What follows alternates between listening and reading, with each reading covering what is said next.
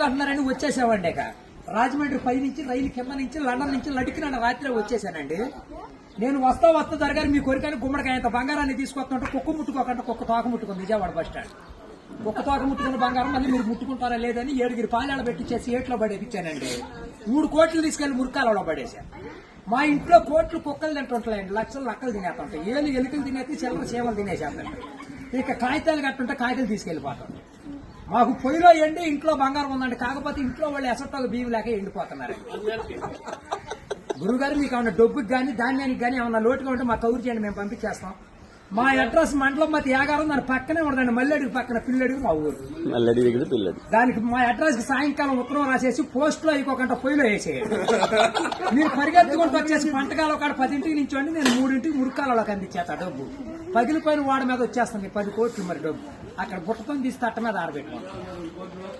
అప్పుడు నేను చదువులో కాడ బాగా పాస్ అయ్యామండి.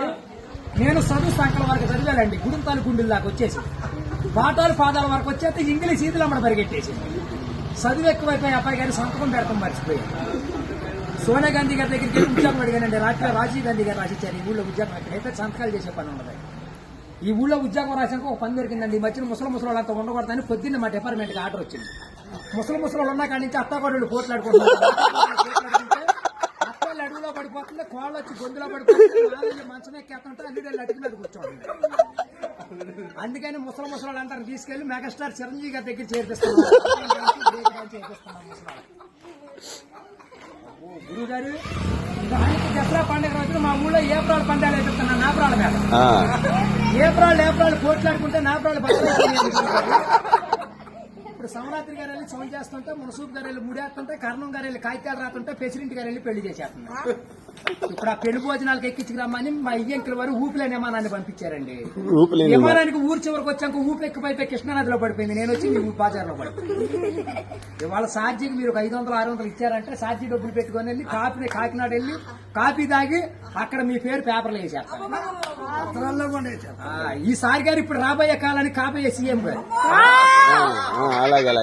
మీ పేరు పేపర్లో వేపించేస్తానండి. ఈనాడు పేపర్లో వేపించానంటే ఆంధ్ర జ్యోతులు అక్షరాలు లేకోకుండా వచ్చేస్తాను. చదువుకున్నోడు చదువుకోవచ్చు, చదువు లేనివాడు చదువుతాయి. దొరగారు మన ఊరంతా ఖాళీగా ఉందని సాయంకాలం మన ఊరు కాలువలో కరువు మీటింగ్ పెట్టిస్తున్నాం. మీరంతా అక్కడ వచ్చేయండి. ఇప్పుడు కాలువలో కరువు మీటింగ్ పెట్టించి నూతులో టిక్కెట్లు ఇప్పించి ఏట్లో సినిమా చూపించి బుడమెట్లో చూపిస్తున్నా బుడకట్ట. అక్కడ నీటి మీద తామరాకులు వేసి తామరాకుల మీద కుర్చీలు వేసి కుర్చీల మీద కూర్చోబెట్టించి మనిషికి 50,000 లోన్ ఇప్పించారు. 50,000 లోన్ దొరగారు ఇప్పుడు మాకు 7 అంతస్తుల మేడ, 25 పాడిగేదలు, 10 మంది పాలేళ్లు, 7 దున్నపోతులు ఉంటాయండి మా ఇంట్లో. పొద్దున్నే లెగితే పాడిగేదలు పాలెన్ని పిండేసి పాలేళ్ళ పోసేస్తాం. దున్నపోతులు పాలు మా ఇంట్లో వాళ్ళకి ఎగజూరే కానీ ఎగజూరు ఉండదు. గురువు గారు మాకు వ్యవసాయం ఏమైనా తక్కువ ఉందనుకున్నారా? ఏట్లో 700 ఎకరాలు మాదేనండి. సముద్రంలో సగం ఆటా ఉంది. పల్లాలో 25 ఎకరాలు ఉంటే విజయవాడ కృష్ణానదిలో బ్యారేజ్ కట్టే పక్కన 55 ఎకరాలు లంకారనే ఉందండి. నేను ఆటలు ఏమేమి పండిస్తున్నాను అనుకున్నారు? ఈ మధ్యన జనాలంతా ఎక్కాలంటుంటే ఎక్కుళ్ళు వచ్చేస్తున్నాయి, బీబీట్లు తింటే షుగర్లు వస్తున్నాయి, చిట్టిపోరు తింటే చిందులు వేస్తున్నారు, మగసిర్లు తింటే మతులు పోతున్నాయి అని చెప్పి ఇప్పుడు నేను చీమలతో సముద్రం మధ్యన దున్నిచ్చి, నక్కలతో నారు తెప్పించి, చుంచులతో ఊడిపించి, ఎలుకలతో కోపించి, కాకులతో కాటా పెట్టిస్తే ఎకరానికి 95 బత్తాలు పడుతున్నాయి తోకలేనట్టు. మీకేమన్నా కావాలంటే చెప్పండి, సాయంకాలం ఆఫీస్ కాడికి వస్తాను, ఒక లారీలో మీ ఇంటికాడ పంపించాను.